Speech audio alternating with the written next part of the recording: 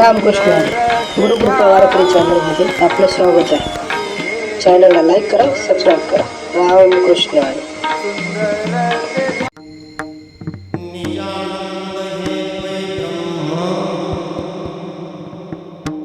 निजानंद हे पै ब्रह्म ऐसे जानिते योगी वर्म. विठ्ठल विठ्ठल स्मरे मना सुखे संसार दर्शना. रखुमा देवी वरावीन, रखुमा देवी वरावीन, कोण पुरवील जीवीची खून.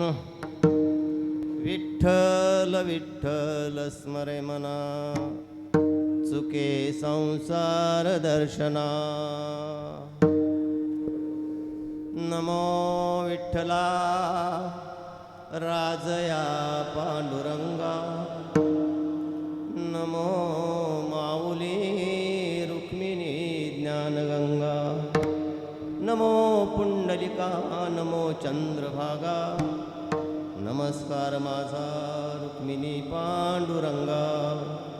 नमामि शमिशान निर्वाण रूपम विभुव्यापकं ब्रह्मवेदस्वरूपं.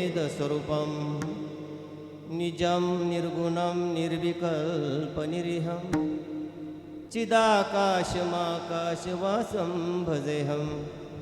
महायुगापीठे तटे भीमरथ्यं वरं पुण्डरीकाय दातुं मुनीन्द्रे. समागत्य तिष्ठन् आनन्दकन्दं परब्रह्मलिङ्गं भजे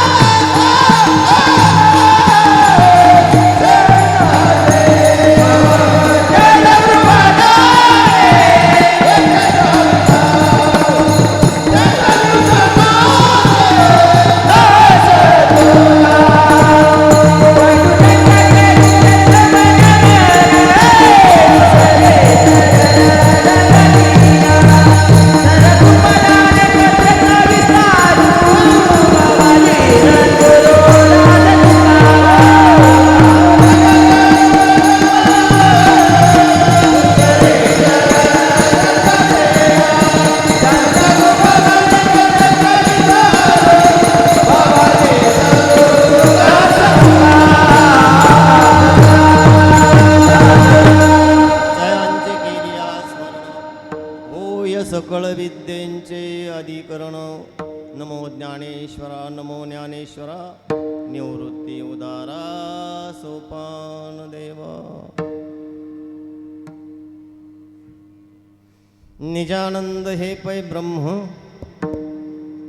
निजानंद हे पै ब्रह्म ऐसे जानिती योगी वर्म. विठ्ठल विठ्ठल स्मरे मना सुखे संसार दर्शना.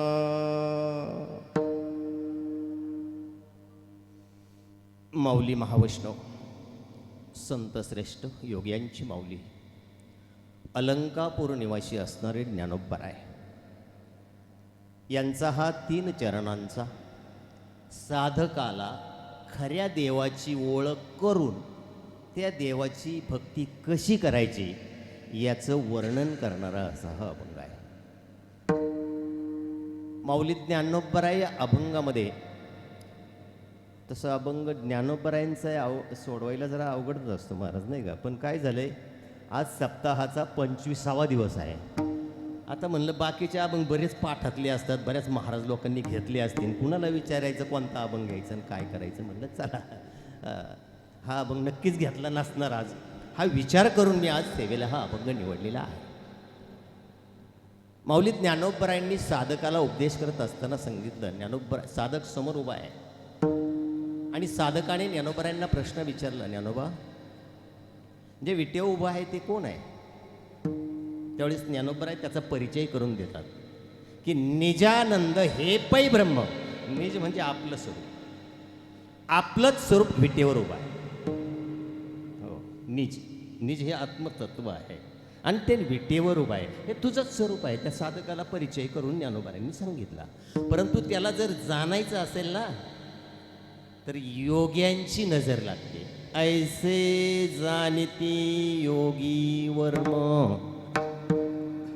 योगीच पाहिजे बरं का, त्याला ओळखायला काय पाहिजे? योगी पाहिजे. हो, मग साधकाने ज्ञानोबरायांना प्रश्न विचारला, माऊली हे विटेवर उभं आहे ते आपलं स्वरूप आहे असं तुम्ही सांगताय. बरं ठीक आहे, मान्य आहे, आपण तर जड आहोत, ते ब्रह्म आहे. तुम्ही सांगता म्हणून तुमच्यावर मी विश्वास ठेवतो. तुम्ही म्हणताय ते ब्रह्म आहे आणि आपलं स्वरूप तिथे विटेवर उभं आहे, त्याच्या स्वरूपातच आपण जन्माला आलोय आणि मग ते तुमचं मान्य आहे, पण याचं करायचं काय? त्यावेळेस ज्ञानोबराय सांगतात, विठ्ठल विठ्ठल स्मरे मना चुके संसार दर्शना. काय करायचं त्याचं? विठ्ठल विठ्ठल नुसतं मनाने त्याचं स्मरण करायचं आणि स्मरण गेलं तर त्याचं फळ काय मिळतं? तर माऊली ज्ञानोबराय सांगतात की चुके संसार दर्शना. संसार म्हणजे काय? लेकरं बाळ बायका पोरं बंगला गाड्या नाही. संसार म्हणजे जन्माला यायचं मरायचं, जन्माला यायचं मरायचं, जन्माला यायचं मरायचं. किती वेळा जन्मा यावे, नित्य व्हावे फजित, याचं नाव आहे संसार.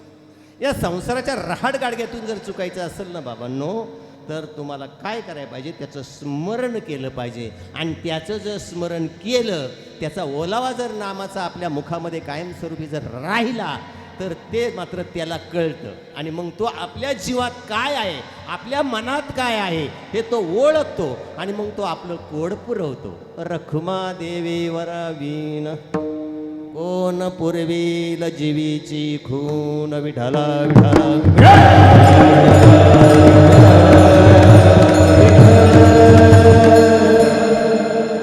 चालू असणारा हा अधिक मास अखंड नाम यज्ञ जवळजवळ मी पहिल्यांदाच आलो आहे आणि वाचलं पॅम्पलेटवर आणि आमदार साहेबांशी ही चर्चा माझी बराच वेळ झाली. 99 वर्ष या सप्ताहाला होतात. हो, 99 वर्ष. आणि 99 वर्ष 3 वर्षाने जे पुरुषोत्तम मास येतो त्याला अधिक मास असं म्हटलं जातं. दुसरं नाव आहे मल मास, चौथं नाव आहे धोंड्याचा महिना, नाही का? हां, ते धोंड्याचा महिना आम्ही नाव ठेवलेलं आहे जावयांसाठी, पाहुण्या रावळ्यांसाठी, नाही का? त्याला धोंड्याचा महिना म्हणतात. हां, तर 32वा हे सप्ताह आहे.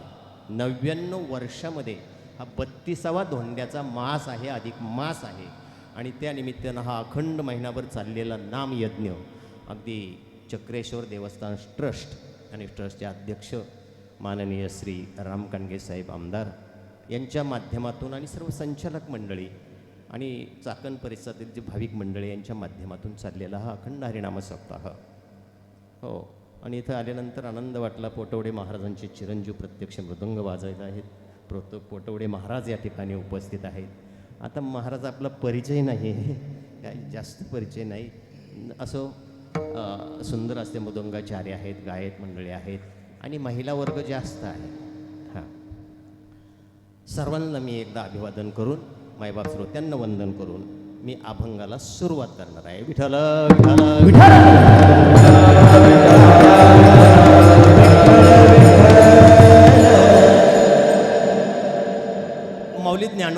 सांगितलं साधकाला. हो, आता तसं पाहायला केलं तर ज्ञानोबांनी अभंगामध्ये सांगितलेलं आहे काय, निजानंद हे प्रमेय आपलं स्वरूप उभं आहे विटेवर, पण त्याला जाणण्यासाठी योग्याची नजर लागते. ऐसे जाणती योगी वर्म, हा ज्ञानोबांचा 3 चरणांचा अभंग आहे. आणि ज्ञानोबांचा दुसरा एक 3 चरणांचा अभंग आहे, तो कायम आपल्या पाठात आहे. योगिया दुर्लभ तोम्या देखिला साजनी, पाहता पाहता मनान पुरे धनी.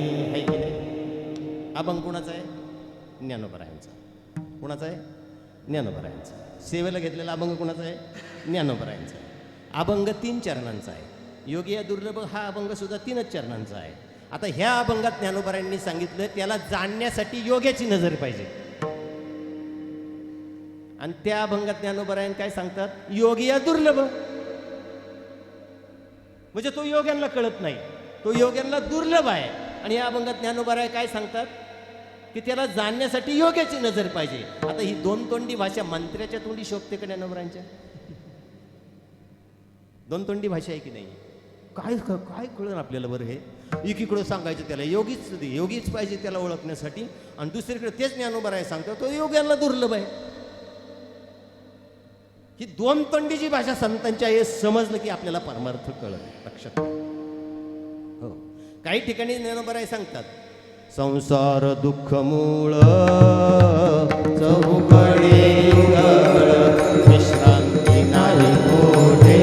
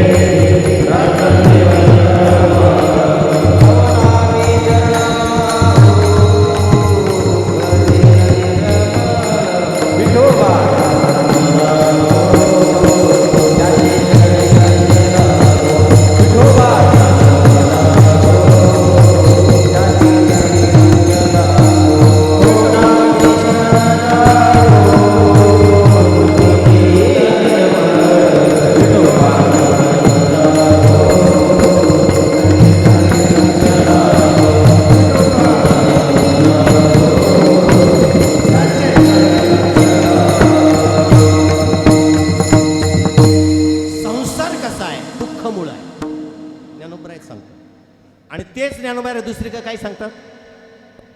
अवघाची संसार, अवघाची संसार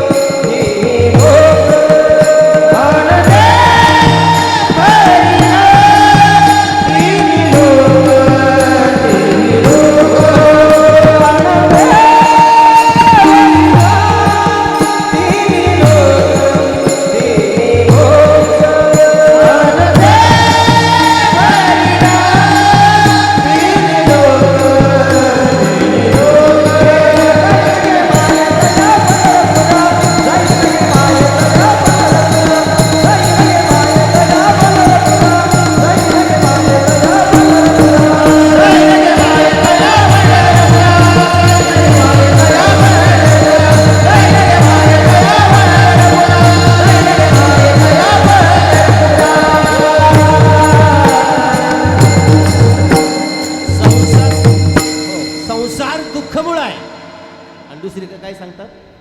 अवघाची संसार सुखाचा करी. आहे का नाही 2 तोंडी भाषा? आहे की नाही? एके ठिकाणी तरी एवढं अवघड सांगितलं ज्ञानोबारायांनी. ज्ञानोबारायांचा 8वा अध्याय 23 क्रमांकाचा श्लोक पहा महाराज. अग्निर ज्योतिर्हा शुक्ला षण्मासा उत्तरायण तत्र प्रयाता गच्छन्ति ब्रह्म ब्रह्मविदो जनाः. आता अग्निर ज्योतीचा प्रकाशू बाहेर शुक्ल पक्षी वरी दिवसू सामा सामाजे मासू उत्तरायण आयसे समायोगाचे निवृत्ती लाहोणी जे देह ठेविती ते परब्रह्म होते ब्रह्मविद. ज्ञानोबरांचे ओवे श्लोक ज्ञानोबरांचा आहे. एका वाक्यात या श्लोकाचा अर्थ सांगतो आणि पुढे चालतो. आग्निर ज्योतिर हा शुक्ला षण्मासाचा उत्तर आहे. विश्ववृत्तापासून सूर्याच्या कला ज्यावेळेस उत्तरेकडे जातात त्याला उत्तरायण असं म्हणतात. 6 महिन्याचा काळ असतो. आणि दक्षिणेकडे ज्यावेळेस सूर्याच्या कला विश्ववृत्तापासून जातात त्याला दक्षिणायन असं म्हणतात. उत्तरायणामध्ये शुक्ल 15मध्ये दिवसा जो मनुष्य देह ठेवतो तो त्याच वेळेला मोक्षाचा अधिकारी होतो. ज्ञानोबरांची भाषा आहे. हो, ज्ञानोबरांची भाषा आहे. आणि तुम्ही म्हणाल महाराज मग दक्षिणायत मरतो तो काय नरकात जातो गो काय? नाही. धुमो रात्री सदा चंद्रलोकस्य गमन. तो चंद्रलोकात जातो दक्षिणायनमध्ये. मग चंद्रलोकातून पितृलोकात घालवण्यासाठी 10वा वर्ष श्राद्ध हे उद्योग आपल्याला हिंदू सनातन धर्मामध्ये करावी लागतात. श्लोक ज्ञानोबरायांचा आहे आणि या श्लोकाचं ज्ञानोबरांनीच खंडन केलंय. काळवेळ नाम उच्चारिता नाही, काळवेळ नाम उच्चारिता नाही, काळवेळ नाम उच्चारिता नाही.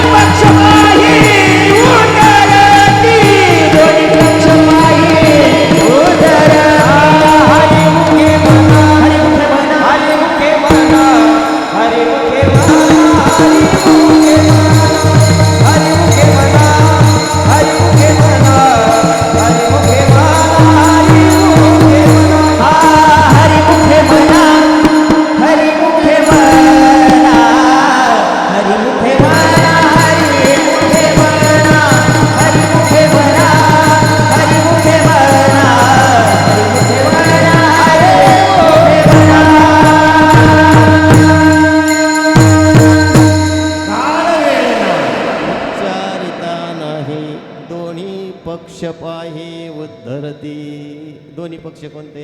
दक्षिणायन आणि उत्तरायण. शुक्ल 15 आणि वद्य 15, दिवस आणि रात्र हे 2 पक्ष आहेत. कोणत्याही पक्षात मारा पण कधी हरिमुखे म्हणा, हरिमुखे म्हणा. ज्ञानोबरांनीच खंडन केलंय त्याचं स्वतःच. हो, मग ही 2 तोंडी भाषा ज्ञानोबरांच्या तोंडात शोभते कशी ना आपण समजून घ्यायचं कसं? कितीतरी अख्खं कीर्तन 2 तोंडी भाषेत होईल.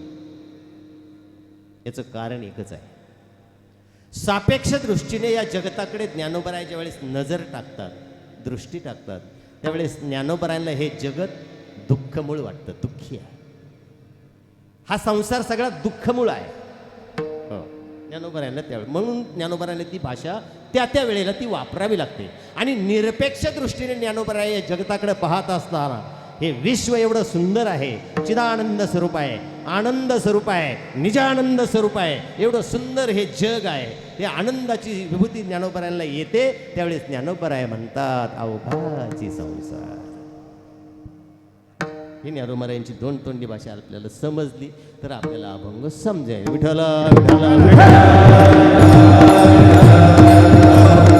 ज्ञानोबराय ज्यावेळेस वेद वाचत बसले, मी अभंग सोडून कुठं जात नाही बरं का, मधलं काही सांगता येत नाही बरं का मला. ते आई बाप गाणी बिनी असं काही मला काही येत नाही बरं का.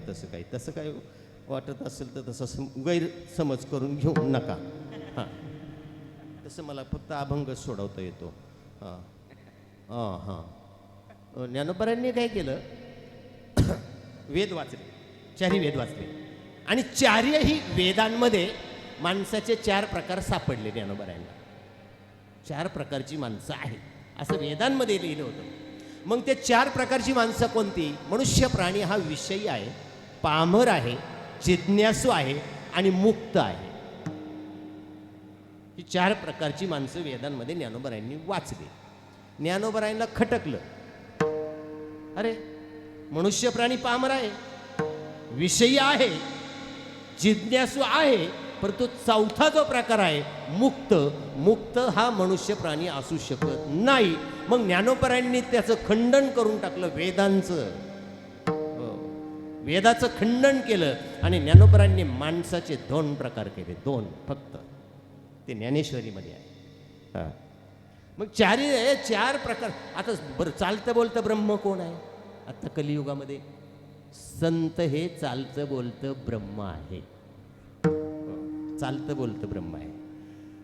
संतांना माणसात घुसडवण्याचं काम करायचं नाही. संत नव्हते जगा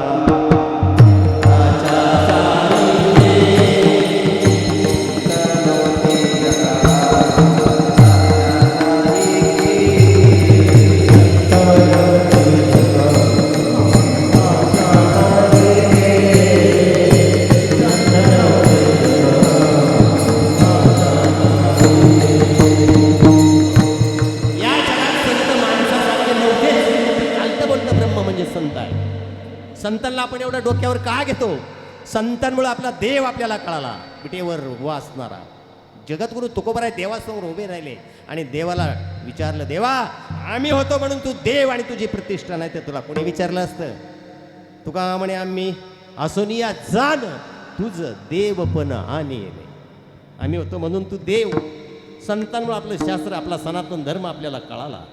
संतांमुळे आपला शास्त्र आपल्याला कळालं, संतांमुळे वेद आपल्याला कळाले, संतांमुळे आपला देव आपल्याला कळाला.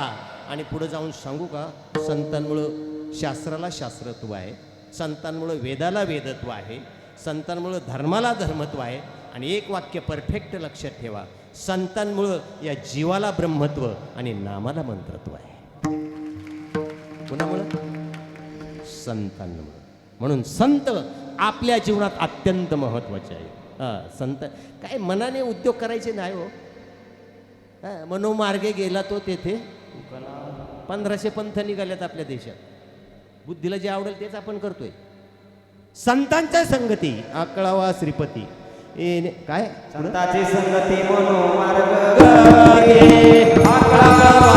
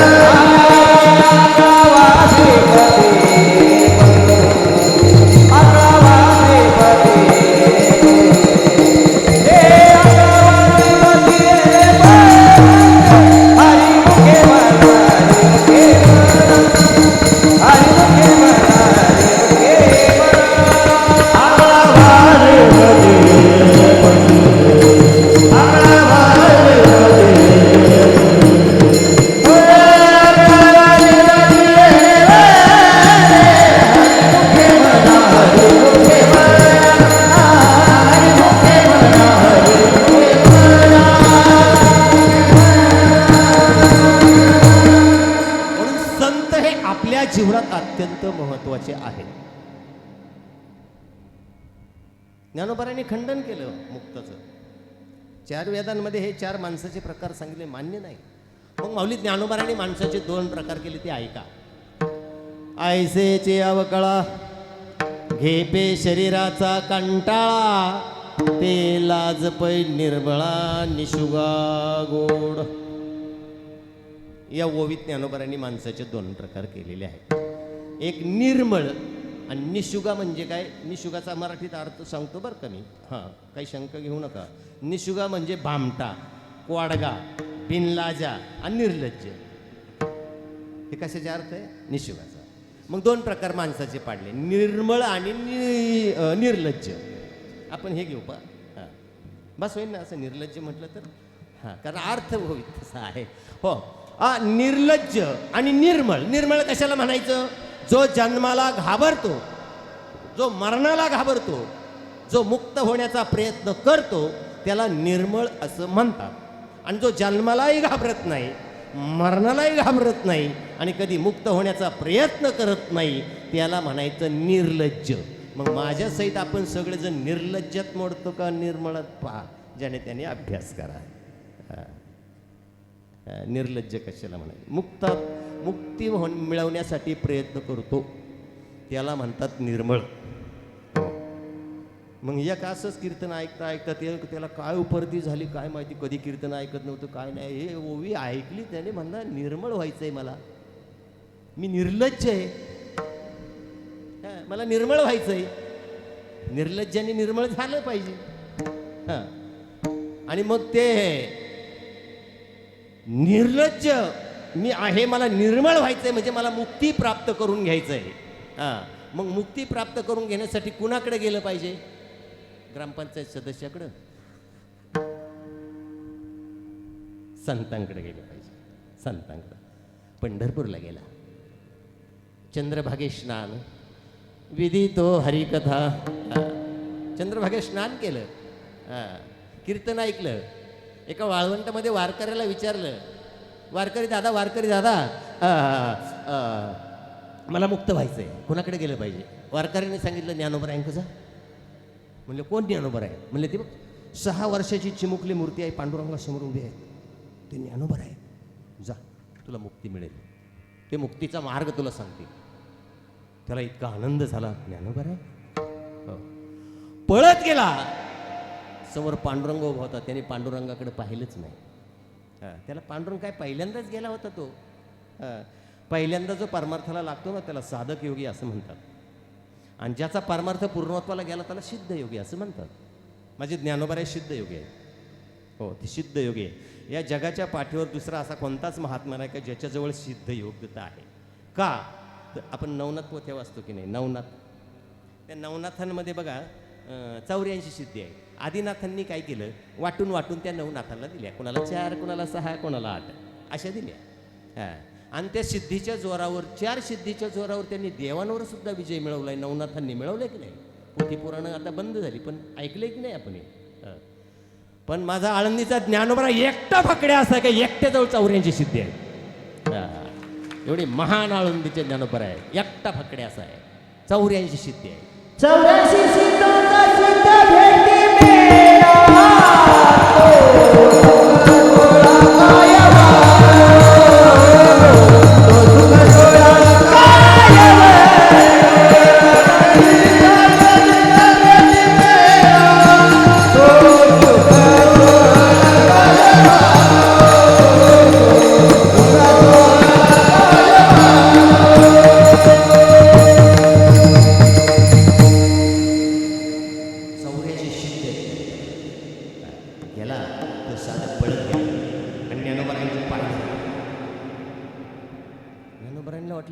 दर्शन घेतोय हा कोण आहे? ज्ञानोबरायांनी त्याच्या दोन्ही खवट्याला धलन उभं केलं. बाबा देव सोडून तू माझं का दर्शन घेतोयस?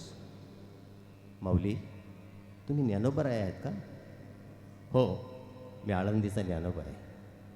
6 वर्षाची चिमुकली मूर्ती पांडुरंगासमोर उभी होती, ते ज्ञानोबराय होते. ज्ञानोबराय तुम्ही आहेत? आळंदीचे ज्ञानोबा तुम्ही आहेत? हो, मी आहे. माऊली मला मुक्त व्हायचं आहे, मला मुक्त होण्यासाठी काहीतरी मार्ग सांगा. ज्ञानोबरांच्या टोळ्यातून घळघळा पाणी आलं आणि माऊली म्हणते आजपर्यंत प्रपंचासाठी मागणारी माणसं मी पाहिली. माझ्या बबलीचं लग्न होऊ दे, माझा बंगला बांधून होऊ दे, अशी बरीच मागण्या बरेच पेर असतात आपल्याकडं.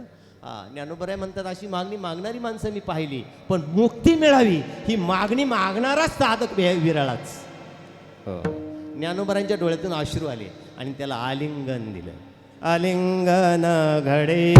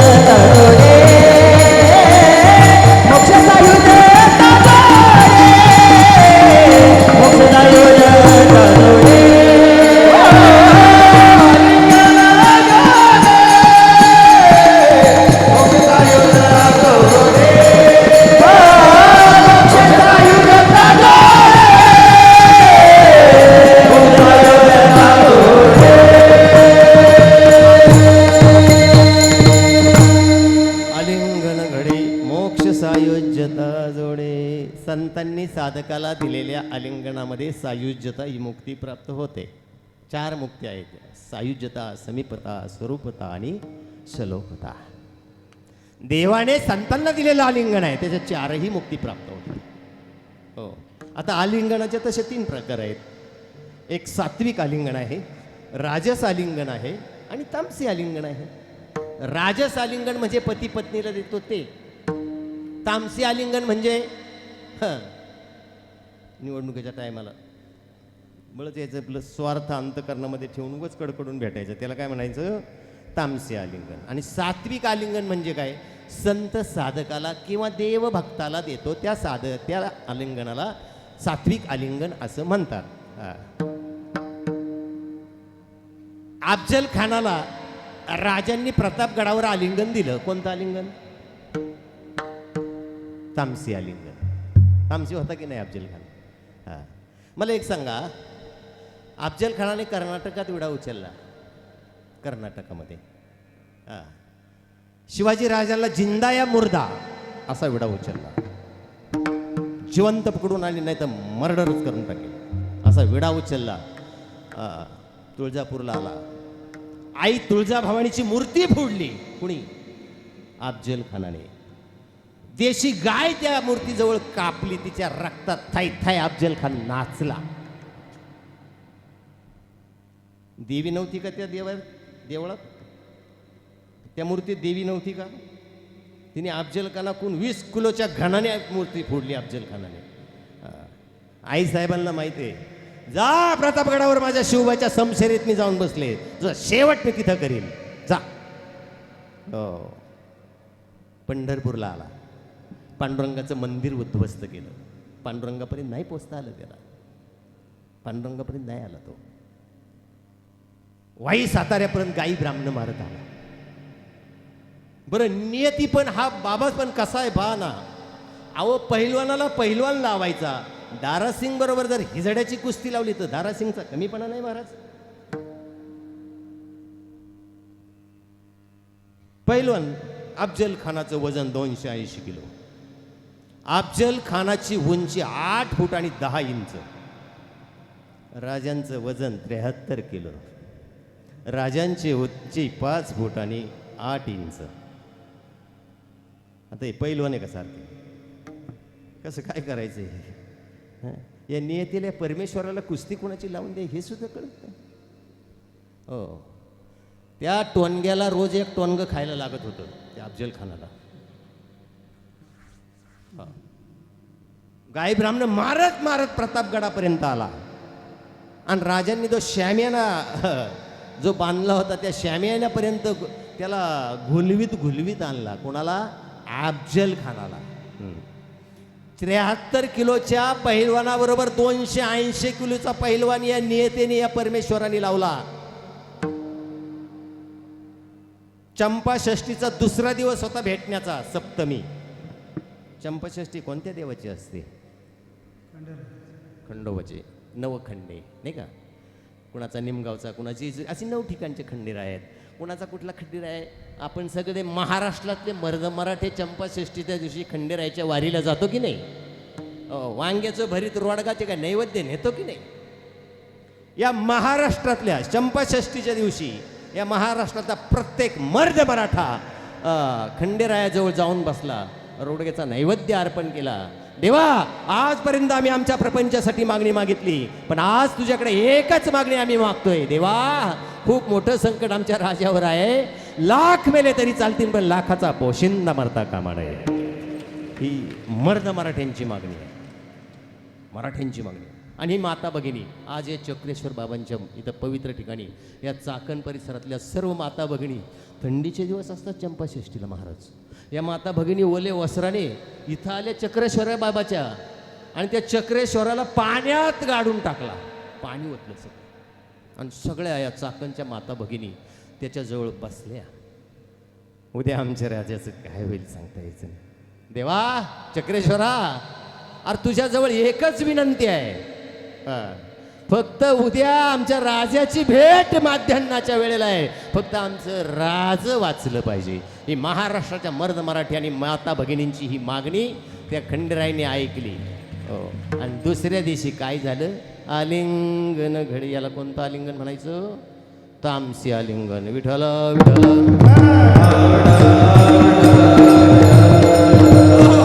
आणि मग ज्ञानोबरायांनी आलिंगन दिलं त्या साधकाला आणि ज्ञानोबरायची पाठ झाली पांडुरंगाकडं आणि साधकाचं तोंड झालं पांडुरंगाकडं. अशी भेट झाली त्यांची. आणि पहिल्यांदाच त्याने त्या पांडुरंगाकडे पाहिलं. कुणी? त्या साधकाने पहिल्यांदाच पाहिलं. हां, आता पहिल्यांदा ज्याने पाहिलं त्याला काही समजत नाही देव कसा आहे तो. हां, मला एक सांगू का तुम्हाला? वटवडे महाराज, माफी मागून बोलतो मी. परमार्थ करायला लागल्यापासून, ज्या दिवसापासून तुम्ही परमार्थ करायला सुरुवात करता त्या दिवसापासून तर 12 वर्षापर्यंत, 12व्या वर्षापर्यंत जर तुम्हाला देवाचा साक्षात्कार झाला नाही तर तुमचा परमार्थ चुकला. चुकला हे लक्षात ठेवा. हां, आपण उगाच टाळकुटीत बसायचं नाही. हो, काय होतं? आणि परमार्थामुळं परिस्थिती सुधारते हे कोणी सांगितलं? परमार्थामुळं परिस्थिती नाही, स्थिती सुधारते. कळतंय माझं बोलणं? परमार्थामुळं परिस्थिती नाही, स्थिती सुधारते. हे ब्रह्मस्थिती निस्सीम जे अनुभविता निष्काम पातले परब्रह्मनायसे. स्थिती सुधारते. आता का आमची मंडळी ते परमार्थामुळं परिस्थिती सुधारायला निघाल्यात. 40,000 50,000. लाजही वाटलं नाही यांना. परमार्थामुळं परिस्थिती सुधारायला निघाली. ती परिस्थिती हो, पण नरकात खड्डा खांदायचं काम चालू केलंय त्यांच्यासाठी. काळजी करू नका, स्थिती सुधारली पाहिजे परमार्थामुळे. हां, काय सांगत होतो मी? विठ्ठल विठ्ठल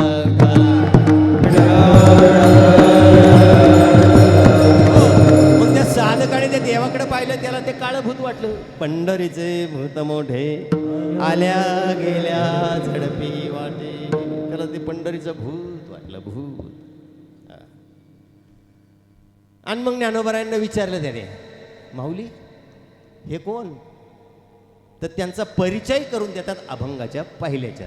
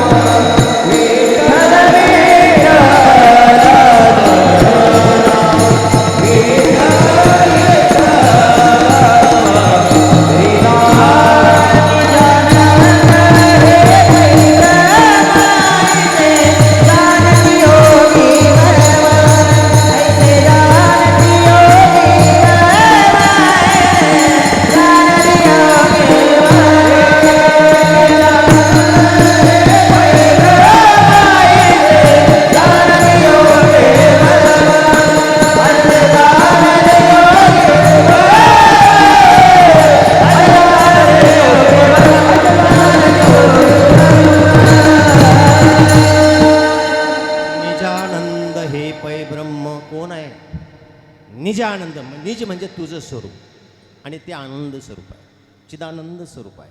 ते तुझं स्वरूप आहे. साधकाला ज्ञानोबरायांनी परिचय करून दिला, ते तुझं स्वरूप आहे. परंतु त्याला जाणण्यासाठी योग्याची नजर पाहिजे. ऐसे जाणती योगी वर्म. आता योगी कुणाला म्हणायचं हा मोठा प्रश्न आहे नाही का. योगी म्हणायचं कुणाला,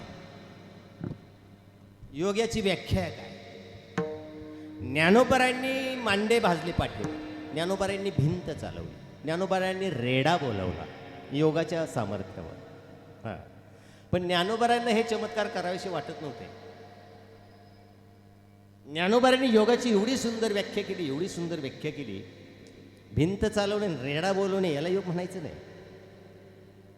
माऊली ज्ञानोबारांचा 8वा अध्याय, 6वा अध्याय आणि 32 क्रमांकाचा श्लोक पहा.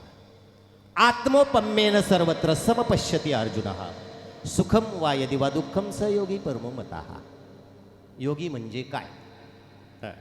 माऊली ज्ञानोबारांनी योगी आपल्यातच बसलेले आहेत. व कुठं तरी गिरी कंदरात जाऊन बसल्या, भगवी वस्त्र परिधान केल्यात, रुद्राक्षाच्या माळा गाळ्यात नाही का, हातात दांडात, पुढं त्रिशूळ डमरू. आपण काय म्हणतो योगी त्याला म्हणतो नाही का. तो योगी नाही, तो भोगी आहे. ज्ञानोबारांच्या भाषेत सांगतो तुम्हाला. माऊली ज्ञानोबारांनी योगाची एवढी सुंदर व्याख्या केली. आत्मोपम्येन सर्वत्र म्हणजे आपल्या उपमेवरून जगाची सुख दुःख जो जाणतो त्याला योगी असं म्हणतात. योगी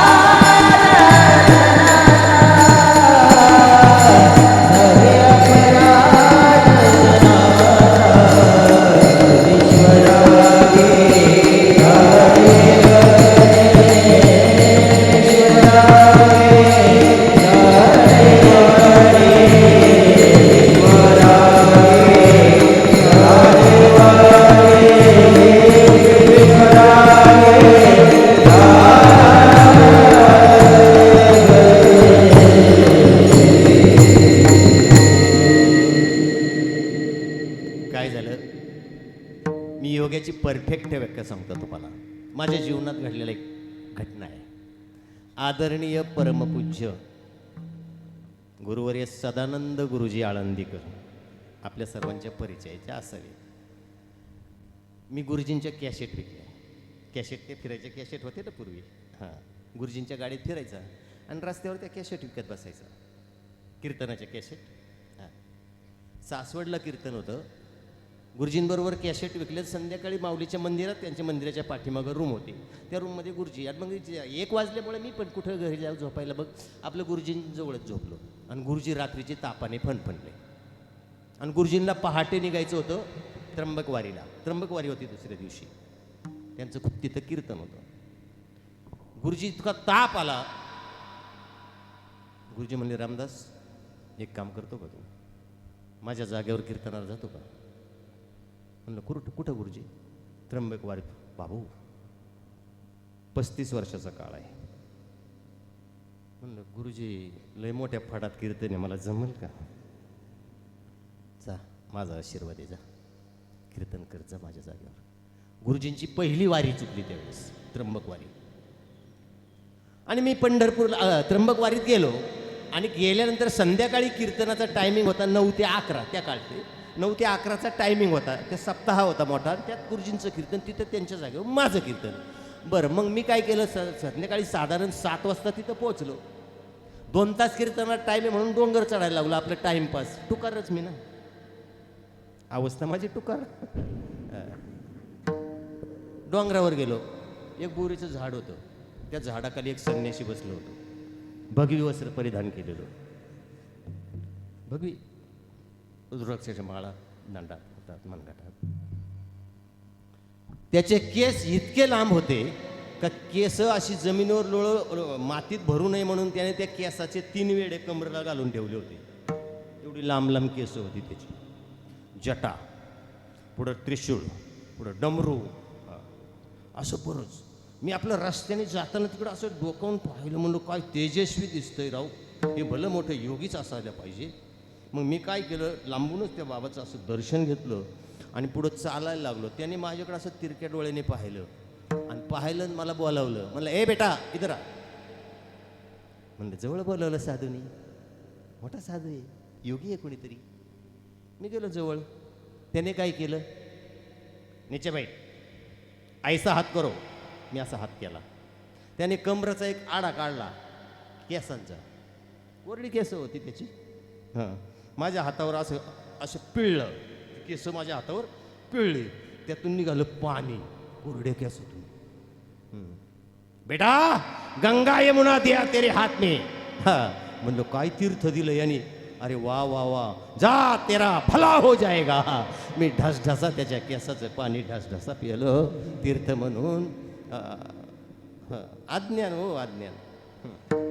तीर्थ म्हणून ते पाणी प्यालो आणि आनंदात उठलो आणि चालायला सुरुवात केली परत वर. म्हणलं आपलं आता कल्याण झालं. असं कल्याण झाल्यानंतर कासराभर अंतरावर गेलो आणि त्या बाबांनी परत मला बोलवलं. ए बेटा पिछे आ. परत मागं आलो. म्हणलं आता यांनी तीर्थ देऊन भलं केलंय आपलं, आता अजून काय देतोय बाबा कोणालाच ठाऊक. हां, मागं बोलवलं. म्हणला नीचे बैठ. बसलो. म्हणलं आता काय देत आहे काय नाही. हां, तुम्हारे जेब में कितना पैसा है. अरे बापरे, म्हणलं हे करिए काय.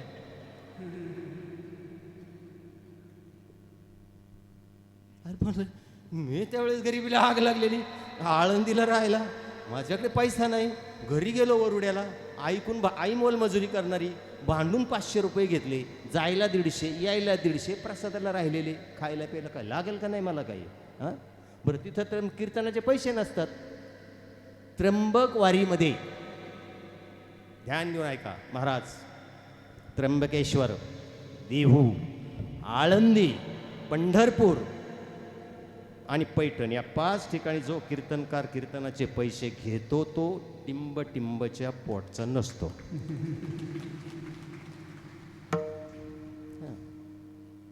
म्हणलं आता इथं पैसे नाही कीर्तनाचे, आता काय करायचं आहे बाप. तिथे कोरडे केसातलं पाणी त्यांनी काढलं ना. म्हणलं बाबा माझ्या खिशात 300 रुपये उरले. ते 300 रुपये पण मी नाही देणार. हां, मला जायला पैसे नाही बाबा, मला प्रसादाला पैसे नाही. डालो पातेले, एवढं पातेलं होतं पुढं पडलेलं. डालो पातेले मे वो पैसा नाही बाबा. म्हणलं आम्हाला द्यायचं माहीत नाही, आम्हाला घ्यायचं माहीत आहे. जमणार नाही म्हणलं बाबा. 125 रुपये एका सप्त्याची पावती फाडली तर सप्ताह बंद झालाय, अशी आमचा पैसा असतोय. बाबा कशाला उगाच नादाला लागतो तू आमच्या. कशा येडा झाला की काय. हां, म्हणलं जमणार नाही. म्हणलं जमणार नाही. डाल कितना पैसा है. वो 300 रुपये है ना तेरे पास, वो डालो पातेले में, नहीं तो तेरा भस्म कर देगा. बापरे, माझी तर अक्कलच बंद झाली. म्हणलं हा बाबाने जर आपल्याला इथं जाळलं तर बायको म्हणून गेला याचा झाला जाळ तिकडं, आता काय करायचं. मी अहो लय घाबरलो आणि ते पैसे खिशातले काढले. म्हणून आपलं कोणत्याला घरी लागून कीर्तन करायचं आणि जायचं. आता कोणाचं ते आपलं वारकऱ्यांच्या घरी लागून आपलं जायचं. म्हणून मी ते 300 रुपये टाकले आणि ते वर आनंदात निघालेलो. मी दुःखात खाली निघालो. परत कासराभर अंतरावर गेलो आणि ज्ञानोबरांचा हा श्लोक माझ्या तोंडात आला. आत्मोपमेन सर्वत्र समपश्यती अर्जुना. ज्ञानोबराय म्हणतात आपल्या उपमेवरून जो जगाची सुखदुःख जाणतो त्याला योगी असं म्हणतात. मग मनात मी नक्की माझा श्लोक पाठ होता. मी म्हणलं हा योगी नाही, हा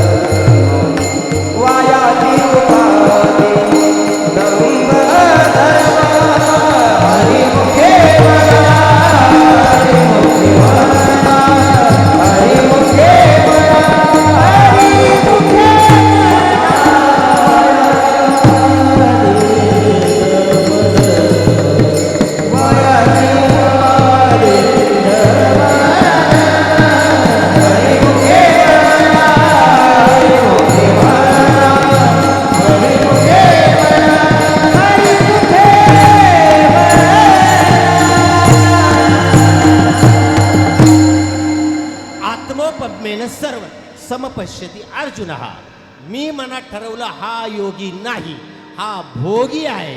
मग मी परत त्याच्या जवळ गेलो, म्हणलं आता डेअरिंग करायची. मग मी डोक्यातली टोपी काढली, बाबाच्या मांडीवर फेकली. बाबाजी, ही टोपी तुम्ही जाळून दाखवा, मग मला जाळा. तेरे को जला देगा ना बोला था ना, जला दे मेरी टोपी. हाँ, मेरी टोपी जला के दिखाओ. त्याने हातात टोपी घेतली, मी पातेलं उचलन पडून आलो खाली. 8,500 भरले. बघता काय विठाला विठाला.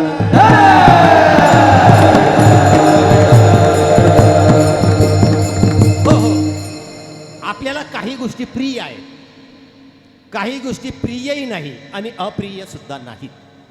काही गोष्टी प्रिय आहेत, काही गोष्टी अप्रिय आहेत आणि काही गोष्टी अतिप्रिय आहेत. प्रिय काय आहे आपल्याला? आता रस्त्याने समजा चाललो, हां, तर रस्त्याच्या कडेला एखादी गवताची काडी पडली, तर ती पाहून आपल्याला काय वाटतं का? काहीच वाटत नाही. दुःखही होत नाही आणि सुखही वाटत नाही. म्हणजे ती काडी आपल्याला प्रियही नाही आणि अप्रिय सुद्धा नाही. जरा पुढे चला, कुणीतरी रस्त्यावर घाण केली, ते पाहून आपल्याला काय वाटतं? किळसवान वाटतं की नाही? म्हणजे अप्रिय. रस्त्यावरची काडी अप्रियही नाही आणि प्रिय सुद्धा नाही. पुढं रस्त्यावरची घाण अप्रिय. अजून जरा पुढं गर्दीत चला, तळेगाव चौकात 2,000ची नोट रस्त्यावर चमकली. प्रिय का अप्रिय? बोला बोला. प्रिय आहे की नाही? बरं, लोक असतात, आपण घ्यावा तरी कशी? मग असं पाय देऊन उभा राहतो तिच्यावर, असं छाती फुगून इकडं तिकडं पाहतो, हळूच वागतो, खिशात ठेवतो, नाही का? 2,000ची नोट प्रिय, नाही का? रस्त्यावरची घाण अप्रिय. रस्त्यावरची काडी प्रियही नाही आणि अप्रियही नाही. आता सगळ्या बसलेल्या मंडळींनी मला एक प्रश्न आहे तुम्हाला, त्या प्रश्नाचं उत्तर जर कोणी दिलं तर तुम्हाला हा अभंग कळाला. प्रिय अप्रिय. आपल्याला अतिप्रिय काय? रस्त्यावरची काडी अप्रिय, प्रियही नाही. रस्त्यावरची घाण अप्रिय, 2,000ची नोट प्रिय. मग अतिप्रिय काय? प्रिय प्रिय, 2,000ची नोट प्रिय, अतिप्रिय नाही. अतिप्रिय काय? वा वा वा वा, टाळ्या वाजव तुमच्यासाठी. बरं झालं तुम्हाला आई प्रिय आहे. उत्तर चुकीचं आहे, पण तू आई प्रिय आहे काय हरकत नाही. मी काय झालं माहिती का, एक म्हातारा समोर बसलो होतं ना, असंच कीर्तन करता करता त्याला म्हणलं, ए बाबा, तुला अतिप्रिय काय? म्हणला म्हातारी.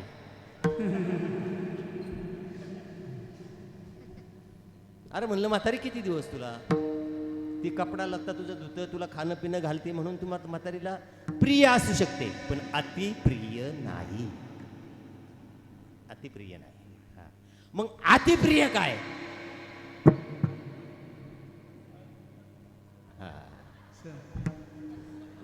एक विठाला विठाला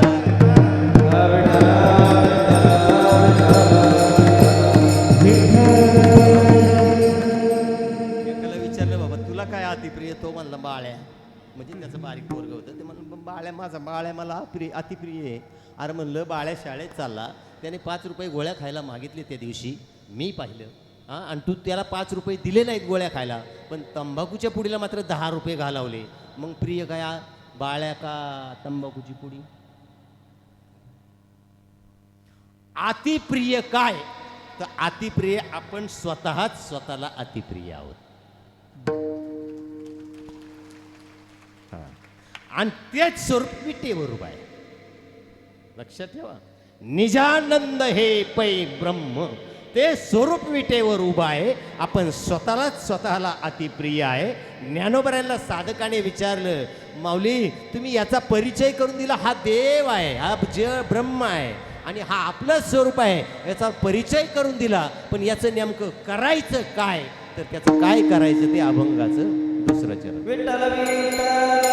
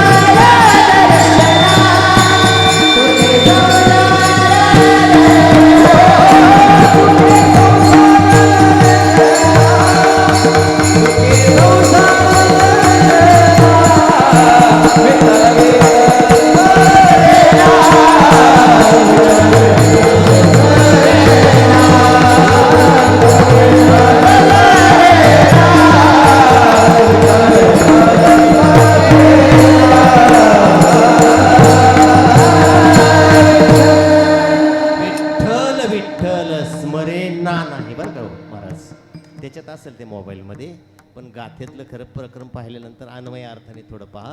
विठ्ठल विठ्ठल स्मरे मना. आता स्मरण्याचा अर्थ काढला तर कसा होईल? अन्वय अर्थ काढा बरं. स्मरेना, स्मरेना उलट अर्थ होतो. विठ्ठल विठ्ठल स्मरे मना, चुके संसार दर्शना. विठ्ठल विठ्ठल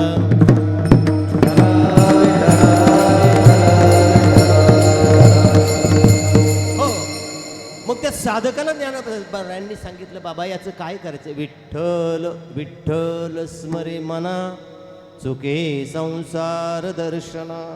संसाराच्या रहाणगाडग्यातून तुला जर सुटायचं असेल ना, त्याचं स्मरण कर. काय आहे? भक्ती, ज्ञान आणि वैराग्य.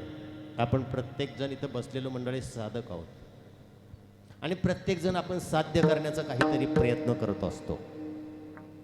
भक्ती, ज्ञान आणि वैराग्य हे आपण प्राप्त करण्याचा प्रयत्न करतो. भक्ती करतो की नाही? आपण करतो. ज्ञान प्राप्त करून घेतो की नाही? घेतो. वैराग्य 5 मिनिटं का व्हायना, पण आपल्याला समजा बायकोनी घरात लाटण्याने मारलं तर वैराग्य आपल्याला 5 मिनिटं का व्हायना पण होतं, नाही का? मग वैराग्य सुद्धा प्राप्त होतं आपल्याला. पण भक्ती, ज्ञान आणि वैराग्य याला जर भावाची किंवा श्रद्धेची जोड असेल तर ते भक्ती, ज्ञान, वैराग्य होऊ शकतं. आणि जर याला भावाची आणि भक्तीची जर जोड नसेल तर ते भक्ती, ज्ञान, वैराग्य हे नपुसक होतं. कितीही भक्ती करावं, नपुसक काय कामाची? भक्ती, ज्ञान, वैराग्याला जर भावाची जोड असेल, श्रद्धेची जोड असेल तर ते भक्ती, ज्ञान, वैराग्य होतं. आणि त्याच्यामुळं काय होतं? कायम भक्ती, ज्ञान, वैराग्य जर भावाने असेल तर त्या भावातून निर्माण होणारं जे नामस्मरण आहे, त्या नामस्मरणाचा ओलावा जर आपल्या मुखामध्ये कायमस्वरूपी जर राहिला ना, आपल्या मुखामध्ये ते नामस्मरण कायमस्वरूपी चिरंतन जर नामस्मरण राहिलं ना, त्याचा ओलावा, तर तो ब्रह्मस्थितीला प्राप्त होतो. हे ब्रह्मस्थिती निस्सीम जे अनुभविती निष्काम, पातले परब्रह्म अनायसे. ब्रह्मस्थितीला प्राप्त. एक अभंग आहे पहा. आता मी इथं कोणाची टीका करत नाही, आमदार साहेब पण इथं बसलेले आहेत, त्यांची माफी मागून बोलतो थोडंसं. दशक्रियेला वगैरे आपण फिरतो की नाही आपल्या परिसरात? आपल्या पुणे जिल्ह्यात तरी प्रवचनं असतात दशक्रियेची, आणि पुढारी मंडळी येतात दशक्रियेला. ते पुढारी मंडळी दशक्रियेला आले, कमीत कमी माझं तरी डोकं फिरतं ते बोलल्यावर. का सांगतो, कारण सांगतो तुम्हाला. त्यांनी काय ठेका लावलाय महाराज, आपलं प्रवचन झालं का ते येतात, माईक हातात घेतात आणि पहिलं याजसाठी केला होता टस, शेवटीचा दिस गोड व्हावा. अहो ह्या वारकरी संप्रदाय या अभंगाच्या निश्चिंधड्या केल्या ना, विडंबन केलं या अभंगाचं सरळ सरळ. हा अभंग तिथला नाही आहे, निर्वाणीचा नाही महाराज, हा अद्वैत प्रकरणातला अभंग आहे. आणि या अभंगाचा वापर तिथं करतात, हे भरपूरचं पाठ नाही. आता निश्चिंतीने पावलो विसावा, कुंडलिया धावा तृष्णेची. काय म्हणायचं पुढं? ते नाही पाठ पुढं. यासाठी केला होता अट्टास, शेवटीचा दिस गोड व्हावा. सरळ सरळ जगद्गुरु तुकोबारायांच्या अभंगाचं हे विडंबन आहे. मी तर जाहीर प्रवचन जर असेल कुठं सांगून टाकतो. काही आता काय मंडळी, आता बरेच पुढारी मंडळी येतात बरं का, तांबे महाराज का आज नको म्हणायला बरं का, ते याच्यासाठी हे काहीतरी बोलन, आता आज म्हणायचंच नाही ते. मी असलो का ते म्हणतच नाही. मग ते हे चुकीचं आहे. मग ब्रह्मस्थिती आता निश्चिंतीने पावलो विसावा, याचा अर्थ काय?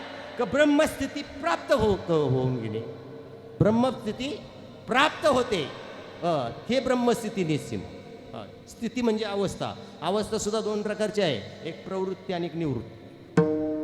प्रवृत्ती अवस्थेत सुद्धा, निवृत्ती अवस्थेत सुद्धा 5 प्रकार. आता सांगायला वेळ नाही आपल्याला, एवढ्याला 8:45 वाजतात नाही का.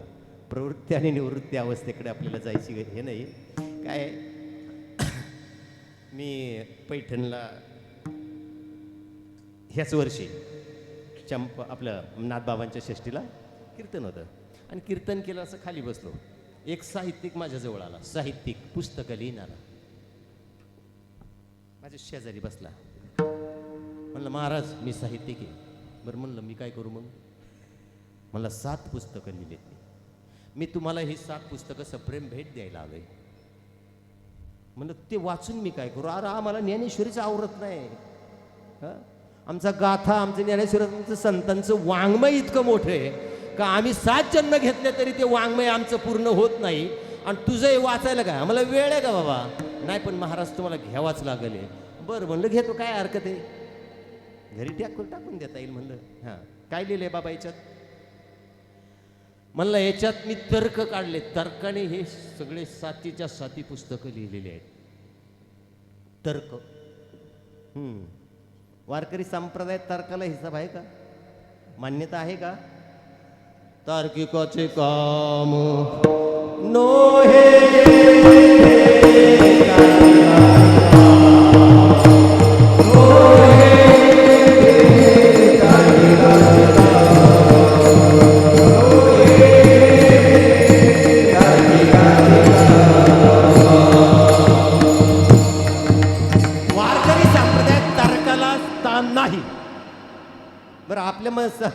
सनातनी धर्मामध्ये काही माणसं तार्किक आहेत, काही वितर्क करणारी आहेत, काही कुतर्क करणारी आहेत, काही वितर्क कुतर्क अशी माणसं आहेत. आपल्या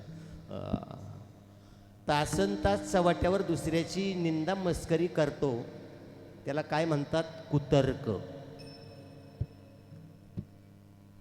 आणि तार्किक जो आहे त्या तार्किकाला तर्काने शास्त्रशुद्धात काही मान्यता नाही. त्याने तर्क काढला. त्याने काय तर्क एका पुस्तकामध्ये काढला का आळंदीच्या ज्ञानोबाराय पैठणला आले आणि त्याने रेडा असं बोलवलं असं म्हणतात. पण माझं असं ठाम मत आहे, तो लेखक म्हणतोय बरं का, माझं असं ठाम मत आहे का त्याने काय केलं? रेडा नाही बोलवला, रेडे आडनावाचा माणूस बोलवला.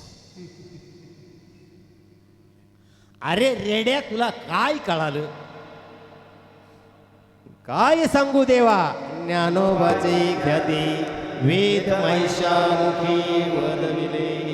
नामदेवरायांचं प्रमाण आहे. ज्ञानोबारांनी रेडा बोलवलाय. हा म्हणतो रेडा नाही बोलवला, रेडे नावाचा माणूस बोलवला. अरे रेड्या म्हणलं तुला काय कळलं? तुझी ती पुस्तकं जाळून टाक म्हणलं. अशी तर्क काढणारी आपल्या समाजात भरपूर माणसं आहेत बरं का. तार्किकाचे काम नव्हे ते, इथं तार्किकाचं काम नाही. वितर्क. वितर्क कशाला म्हणतात? काय झालं? भीमा नदीत एक मांगीन बाई, आपल्या मांगीन समाजाची बाई होती, ती भांडी घासत होती अशी. आणि भांडी घासता घासता ते पातेलं खरडलं आणि त्याची भाताची शितं वाहत वाहत त्या पाण्याने खाली चालली. कुठं? भीमा नदीत. हां. आणि ते खाली 1 किलोमीटर अंतरावर, अर्ध्या किलोमीटर अंतरावर एक ब्राह्मण उलट पोहत होतं, असं उलट. ते भाताचं शीत वाहत वाहत आलं आणि याच्या तोंडात गेलं, त्याच्या तोंडात गेलं. आणि त्यांनी पाहिलं वरती ती मागीन. अरे बापरे, विंटाळ झाला. त्याने बिंबीला पाणी लावलं, थुका लावला. म्हणलं आता काय करायचं, आता काय करायचं? त्याच्या अंतःकरणामध्ये वितर्क निर्माण झाला. वितर्क, याला काय म्हणतात? वितर्क. निर्माण झाला. त्याच्या तोंडात गेला. तो म्हणला विंटाळ झाला, मला विंटाळ झाला. म्हणलं आता याचा काहीतरी प्रायचित्त असेल. मग तिथं शेजारी एका गावात गेला, ब्राह्मणाच्या घरी गेला. म्हणले काका, माझ्या तोंडात त्या मांगिणीच्या भाताचं शीत गेलेलं आहे, आता मला काहीतरी प्रायचित्त घेतलं पाहिजे. आता तो काकाही दुसरा हुशार होता. म्हणला तुला देहांत प्रायचित्त घ्यावं लागेल.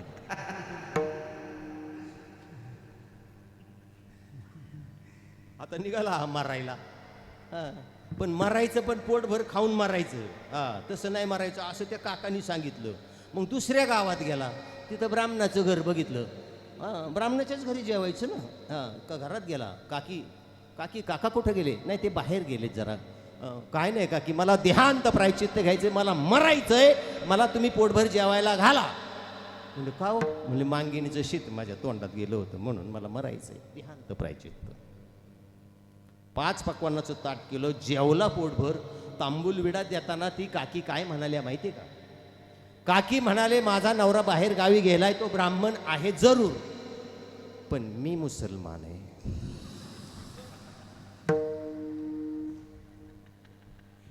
वितर्क वाढला का? हा वितर्क आता हा वितर्क आपल्या कीर्तनात वाढत जाईल. विठ्ठल विठ्ठल. म्हणून जकारो जन्म विच्छेद हा पकारो पाप नाशनम. ज मधला जकारो जन्म विच्छेद महाराज मोठवडे महाराज हे श्लोक इतके मोठमोठाले जपाचे श्लोक. जप हे एकच अक्षर की नाही, ज आणि प, याला कानाय नाही, काहीच नाही, काहीच नाही. या जपाचे श्लोक जवळजवळ 8-10 इतके मोठे आहेत. जकारो जन्म विच्छेदाहा पकारो पाप नाशनम. जकारो ज मधला जकारो जन्म विच्छेदामधला ज बाजूला काढा. आदरणीय परमपूज्य विठ्ठल बाबा घुले शिकवताना इतकं साधं शिकवायचे. ज बाजूला काढा. हां, पकारो पाप नाशनम यातला प बाजूला काढा. काढला, यातला ज काढला, त्यातला प काढला आणि जोडा. काय झालं? जप. कुणाचा करायचा? सरळ शिकवायचे बाबा हो. शिकवण्याची पद्धत पाहणार. कुणाचा करायचा सांगा. हां, मग पुढचा श्लोक बघ शंकराचार्यांचा. विदा ज्ञानेन ठाण शून्यानम लांती गृह्णाती विठ्ठला. हां, ज्ञानहीन आहोत माझ्यासहित आपण. आता मी किती टमाटमा बोलत असतो तर मला ज्ञानी समजायचं कारण नाही. आपण सर्वजण ज्ञानहीन आहोत परमेश्वराच्या बाबतीत. आपल्याला त्याच्या बाबतीत काही ज्ञान नाही आहे. हो, ज्ञानहीन जीवाला जो देव तारतो त्याचं नाव आहे विठ्ठल. आणि विठ्ठल विठ्ठल स्मरे मना चुके संसार दर्शना विठोबार कुमाई.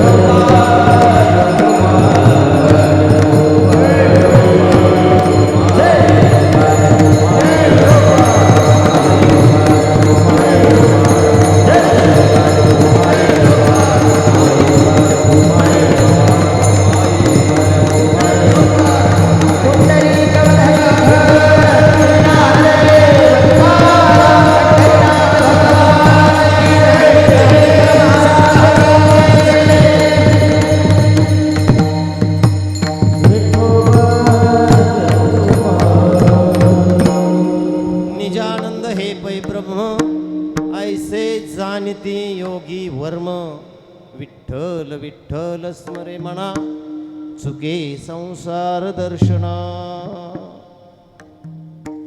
फक्त 2 चरण सोडवले, एकच चरण राहिलं. 3 वर्षांनी जर आमदार साहेबांनी बोलवलं तर तेवढ्याच चरणावर आपण बोलू. असो, माझ्या बोबड्या बोलाने ज्ञानोबरायांचा अभंग सेवेसाठी निवडलेला होता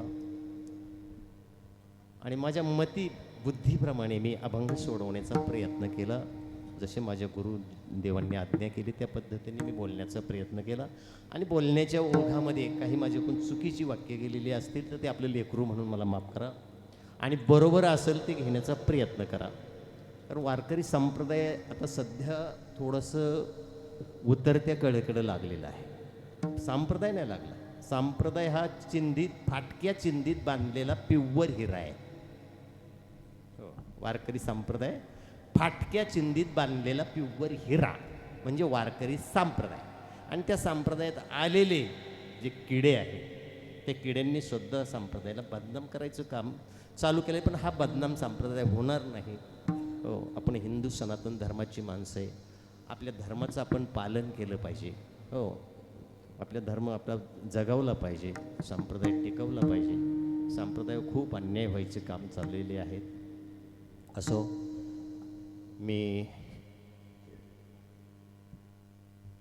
माझा जो मी तसं पाहायला गेलं तर आमदार साहेब, हां दादाजी, मी डाऊ कंपनीमध्ये तुरुंगात होतो बरं का.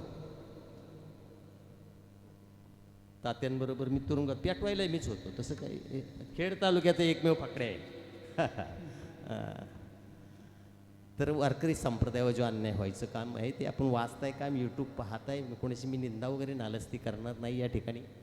असं कोण कोणाला घुसखोर म्हणते, कोण काय म्हणते, कोण काय म्हणते याच्याकडे जास्त लक्ष देऊ नका. पण आपल्या वारकरी संप्रदायाचा देव तो विटेवर उभा आहे, ते ब्रह्म आहे. हो, त्याच्यासारखा श्रेष्ठ देव या पृथ्वीवर दुसरं कोणताही नाही हे लक्षात ठेवा. हो, कधीच नाही.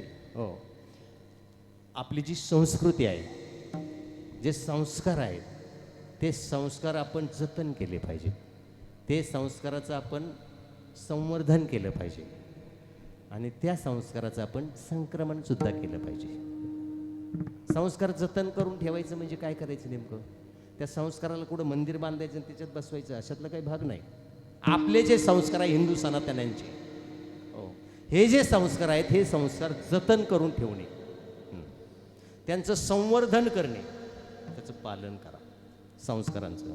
आणि त्या संस्कारांचं संक्रमण करणे. संक्रमण म्हणजे काय? वाटणे या जगाला. आणि वारकरी संप्रदाय तेच करतोय. वारकरी संप्रदाय जो संस्कार आहे ते संस्कार, अंधश्रद्धेला थार नाही वारकरी संप्रदायामध्ये. पण संस्काराचं जे संवर्धन करतोय, जे संक्रमण वारकरी संप्रदाय होय, याच्यापेक्षा दुसरा महान संप्रदाय करूच शकत नाही. म्हणून वारकरी संप्रदाय सर्व श्रेष्ठ संप्रदाय, लक्षात घ्या. हो, आणि आपण सर्व वारकरी संप्रदायाचे पाविक आहोत.